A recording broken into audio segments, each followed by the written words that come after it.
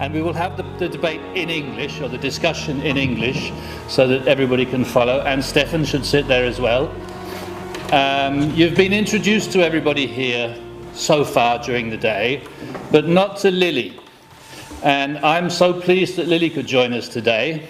Lily actually lives in our house as a student. She's studying also at Copenhagen University, but studied at Hanoi University. And when Bente said we should have ordinary citizens' voices here, Lily is an ordinary citizen, and I think it's very brave of her, because she's not used to public speaking at all. And I know she has some good points to make, but I would like to thank Lily particularly for coming here, because I think it's important when we're dealing with the crime of silence and the war in Vietnam, which is what it was about, that we had a voice from Vietnam as well, and a citizen's voice. So thank you, Lily. I think we should give Lily an applause for being here. But she has things to say, but we want to open up now. I know that some people wanted to talk. If you've got questions, prepared or unprepared, then please. Yes, we have a question from the corner.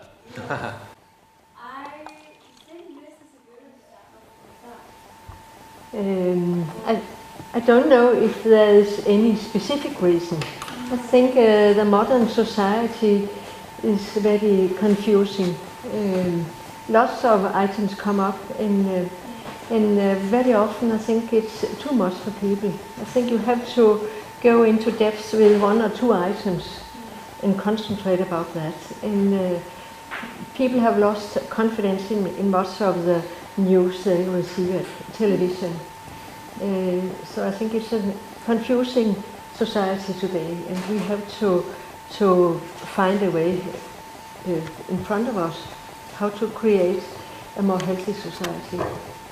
And especially I think we have to start in the schools. The small children, they are very open to ideas and discussion, to train them in analyzing and in having a healthy dialogue. I think that we have to colonize the society with dialogues. And what will come out, there will be rings and rings and rings, and that will spread. And even though it was supposed to spread in 1967, and we're now 51 years later, we still have a job of work to do to spread. And there will always, in a way, be a small core of people who are active, but it is our job, nonetheless, to keep the spirit up. And even if we think there should have been 50 here, or 60 or 70, I think there's room for. I can't forget there were 60 young students here yesterday, and they wanted to discuss, and they were very concerned about the issues. So even though social media may have its challenges, this conference and the results of it and the words that were spoken will be put out onto the internet. They'll go on the web page and they'll be read by hundreds, maybe thousands. It's inspired me to remember that as well as to make a play out of this, I also want to make a film, and if it's a good film, then maybe it will be seen by hundreds of thousands, and it will make a small contribution to making a change in the world. And I'll stop preaching now, somebody else can answer. I will say one thing also, that yesterday 60 students were coming here, but now we see here there is one today also coming from yesterday, and this is already a multiplicator. Yeah. And she will write about it, and that will be read by many others, correct? And at least by the teachers. 3 teachers, and we'll put it on the website. So it'll be read by hundreds. Any other comments on? Yes. Well, if no one else is eager to, I just have a few follow-up thoughts on your presentation, which I found very interesting. And I have a couple of examples from my world which are strikingly similar, I think, to much of what you recounted, and some of it might be doubly interesting in this context, because the many subtle ways in which particular ways of exercising your professional responsibility can be silenced, made difficult, etc., are seen also in the specific context of international laws. Precisely, I mentioned in my talk the the Danish, the office in the foreign ministry, the legal experts in international law there, they were asked before the war started, and even half a month or half a year or almost a year in advance,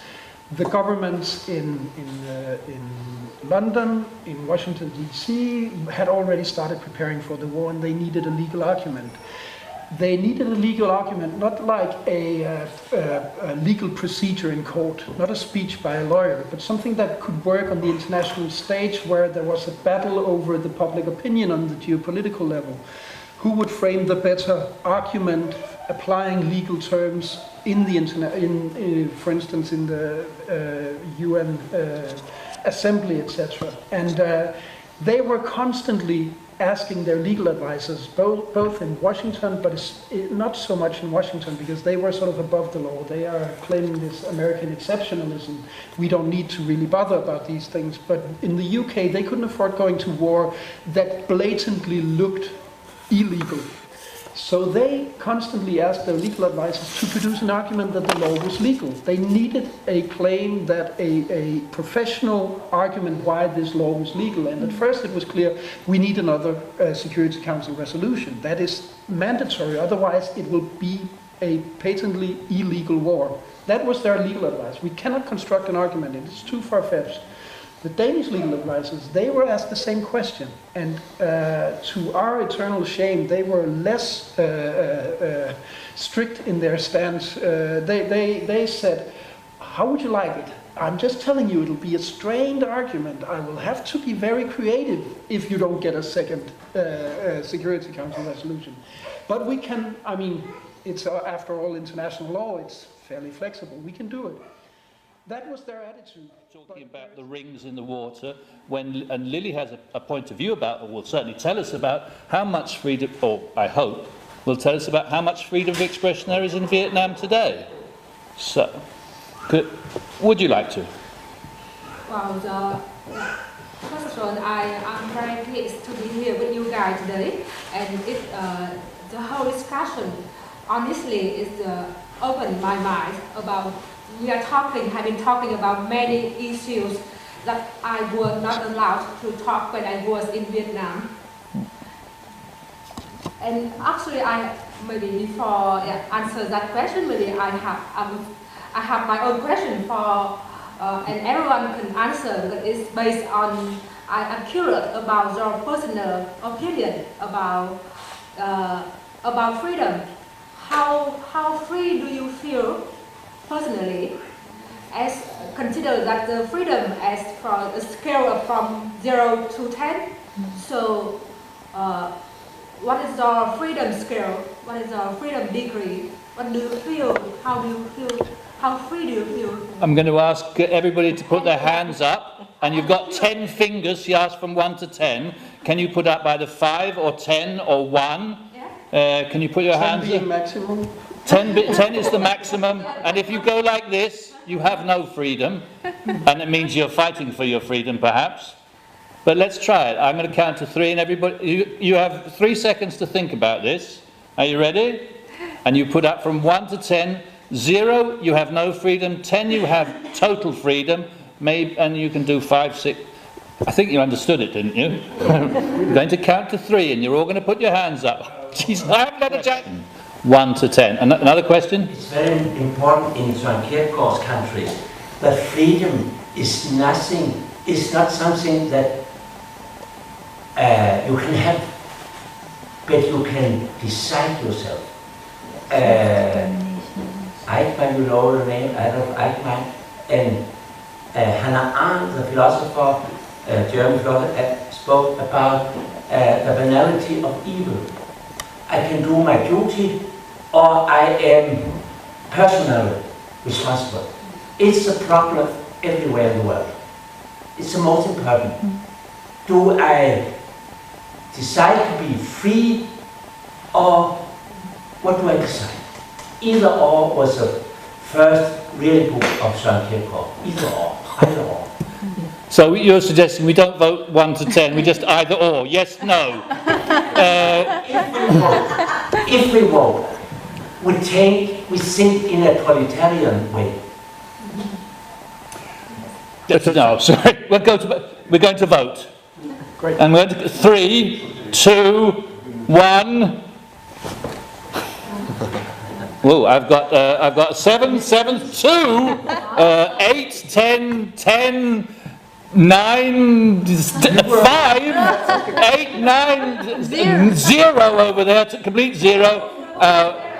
Anybody who's over 80 is allowed to have 10 as well. And we got 4. I would have done like this. You said if you were fighting for freedom. Oh, fighting. All right, okay. So that's a double 10 over there. Average out, slightly over 5. I don't know if we took photos of everybody. You were on 1? You were only on 1. Oh, I'm sorry. Right. While you're here Okay, so to answer Meta's question, what impact do we have? Is one impact is the student there. Another impact is Lily when she goes back to Vietnam. Her 1. Next time she comes, maybe a 2. It may be a 5. It may be a 10. It may be just a no, or maybe a yes. But I think that was. And the impact on each other. And the impact. You agree with people who actually still have hope and continue to work. I think that's important as well. I don't know. I saw a couple of zeros out there. No, but I think. Thank you, Lily, for that very good question. Yes. And thank you for all voting. And yeah, we're slightly above average. And right, yes, Jakob. Go. No. Fine. No. Okay, that's actually for you too. And my question, I'm 18, and I don't want to say that I'm engaged in society. I don't do political work or anything, but I want to know stuff like this, and I want to go to school and learn about whatever economics or physics but do the youth of these two countries, do they have the same drive to know about not only their own country but the world around them? So I think it's really exciting that this thing happened here, and I want to know how is it in Japan, how is it in the US, and how is it in South Africa, and how is it everywhere else? 欲するっていう気持ちは日本とデンマークとの温度差っていうのあったりとか感じますか、若い人たちとか、同じような気持ちでその知識に対して貪欲になってたりするか違う、雇われる能力だとか稼ぐ能力だとか、そういう知識を求めるようにも訓練されている。So the knowledge they are seeking for in Japan is most likely for searching a job, getting a better job, the capitalistic ideology that is behind. So how to get a good job, how to have a better house, and all this kind of things is more on focus than I think he said compared to Denmark, which is more, he feels more free here of all kinds of knowledge. So there is a kind of access to knowledge, and they are for the knowledge, but it has some purpose, it has some aim different from here. That's. Well, I think it's an interesting question. I could answer from my point of view. When I was a student in Vietnam and I am a student here in Denmark, I can see that. Back to the last question that I asked, if I ask everyone in Vietnam, or maybe students in Vietnam about the freedom, everyone will say 10, will say, and all the 100% will vote for 10, the maximum freedom scale. But actually the opposite, the truth is the opposite, because we fear of being different, and we don't have freedom of expression.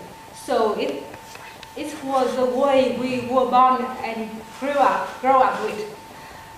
And consequently, students in Vietnam, unfortunately, we don't really have many choice. We have to look at each other, and we choose what the majority choose. We don't really have our own decision. So it's how I grew up and I was educated. Don't try to be different. Don't try to be outstanding from the crowd. I think it's the same in Japan as well. Okay. Yes. Yeah. Well, I think it's quite We interesting. invented the law. We belong. I think it's quite interesting, though, that Japan had 2, Vietnam had 1 on the scale. I think it might be interesting. You go to a global class, don't you? Yeah. Maybe you should, speaking about how do we make rings in the water, what comes out of this, maybe you could invite Lily to come and talk about what it's like to be a student in Vietnam and about her experiences as a young person in Vietnam today. So it could not just be you, but you could invite her and interview her in front of the 60 who were here the other day. Was that a good idea? Oh, yes. What about, what do the Danes think about freedom of speech in Denmark compared to Sweden? Nice question. You're going to get first you're going to get a student answer. Okay. I refuse to answer because I'm Scottish. And then we'll choose another Dane, a real Dane, whatever it means by being a real Dane. Because in fact, I'm the most real Dane here with my 1,000 years. It's good because you're neither Swedish nor Danish. No, my. So I would, if you weren't Swedish, I would say that that Danes have like more. They don't hide as much as Swedes do. So like we're not afraid to talk about how what is it called, feminism or whatever. Where I sometimes if I read like Swedish newspapers or whatever, then it's a lot more forced in some way. So like you have to be a feminist, where in Denmark you can choose not to be. Or not that like still, so there are a lot more things in Sweden where you have to either not say anything or like agree with everyone else, like what's the right thing, the politically right thing to do. Where I think in Denmark we're a bit more, well, we're gonna say, if we don't like something, we're gonna say it. And we're gonna, like, if it's really annoying or really stupid, we're gonna do something about it. Where, yeah. So what you're saying is that there's less freedom of expression in Sweden than there is in Denmark. An example of that would be that I know in Swedish universities you may no longer call somebody han eller hon, he or she. You have to use the expression hen. No. Which I believe this is true. No. It's not true. Well. So I can't make my joke, because if it was in Scotland and you called someone hen, it was it's like calling something a chick. That's typical fake news. Fake news. Yeah. But let me tell you, I'm a member of the Feminist Party, and when we meet, the question goes, how has your week been? No, the first one is, how do you want to be referred to in third person? And you have he, she, or hen. Hen. Yeah. Oh, well, but that's... it's not entirely fake news then, slightly fake news. Totally different. But the thing is, with the feminism and the Me Too, I mean, I used to be much worse. I mean, I like to shock people. So, but I'm afraid of being funny on, making jokes on women or just repeating, joking. Now it's a totally different situation. So if I say something negative about anybody in the Feminist Party, they might, take it down and report me. You get this feeling of, on the one hand, you're afraid of being hung out. When it comes to Islam and religion, I don't say anything bad about any religion any longer. because I'm afraid. Why should I stick out my neck for something that, you know, being in Ahmed's position, that, you know, you have, no, it's not worth it. So I think that the bastards, as it is now, are winning.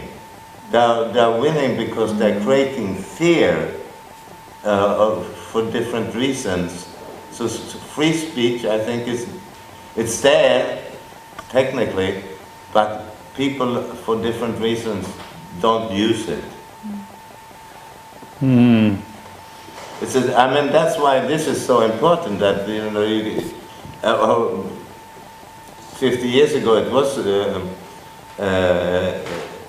a kind of a whistleblowing on a big scale. Everybody saw it on television and nobody did it until, you know, this is too much, let's do something. Well, that's a good point, because whistleblowers, they have that freedom of speech. They want to speak out, and it can be, whether it's about whistleblowing in Nestle and how they make their milk products, whether it's the whistleblowers that we've heard about so much in the press.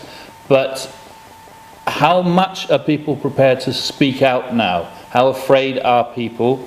I hope that we don't end this symposium today saying, well, that's a terrible world we're living in. Nobody's prepared to stick their heads above the parapet anymore in case of being shot down or having their heads shot off. I hope that if we can make rings in the water, that we'll say that is not the way we want things to go, that we have to speak out, and there has to be room for whistleblowers and for the freedom to speak out with responsibility.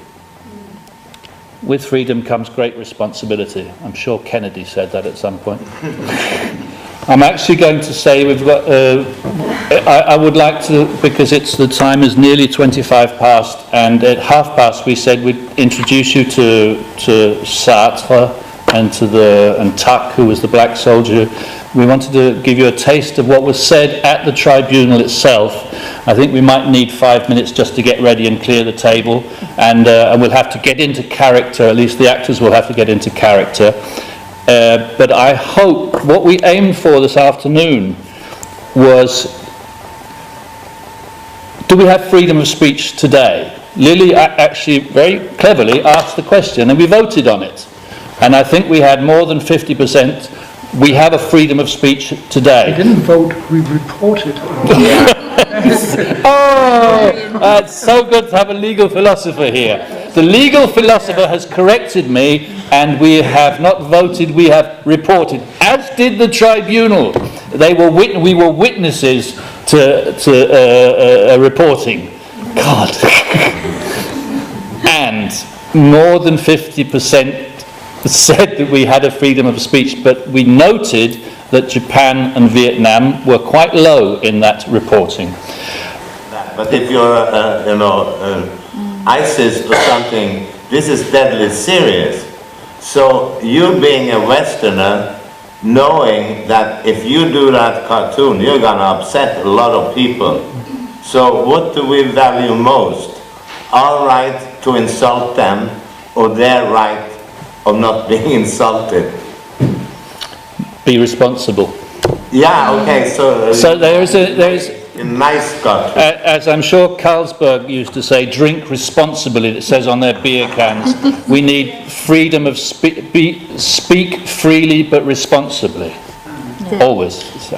I think it's very important the way we try to get in dialogue.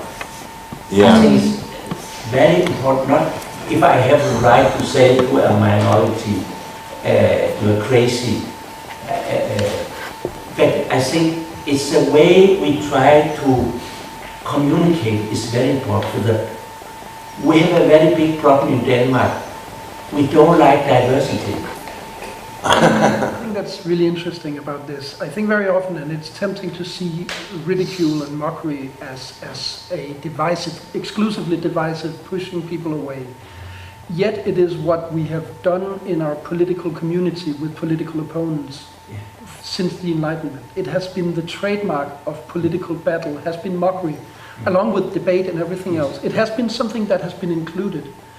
And I think you can discuss which way to turn the coin. You could consider the mockery of some Muslims as an inclusive measure and a signal of us not having this racism of small expectations, as Hamid spoke about, but rather we are including you in the political community and we are mocking you as we would mock any political opponent. And then and we consider a lot of the discussions about different aspects of religions. Also, if you don't share different people's religions, they might have a political side to them.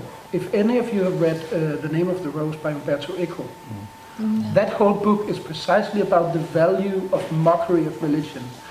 Why it might have an edifying purpose, something that even if it, the thing is that the point Umberto Eco is making is that religion holds sway over people by keeping them in fear. I know that you're a priest, so we might, all of us disagree that that's the only way in which religion can work, but some religions undoubtedly work through somehow keeping people in fear of God. They preserve taboos, which are sort of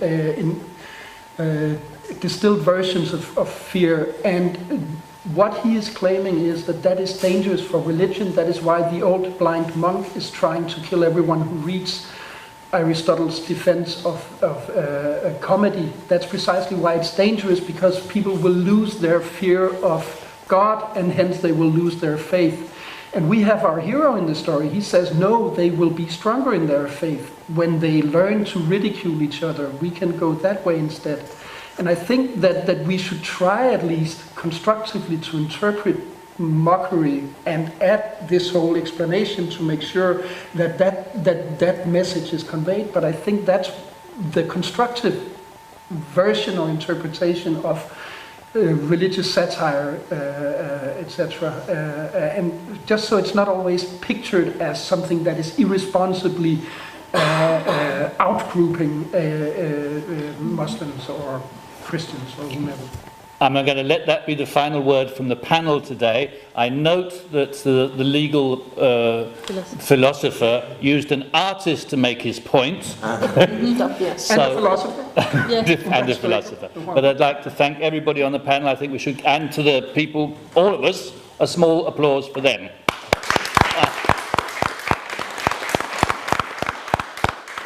And if we can just take a very few minutes, we're going to clear the table here, because then Sartre and Tuck and Russell will be here to talk to you, direct from the tribunal.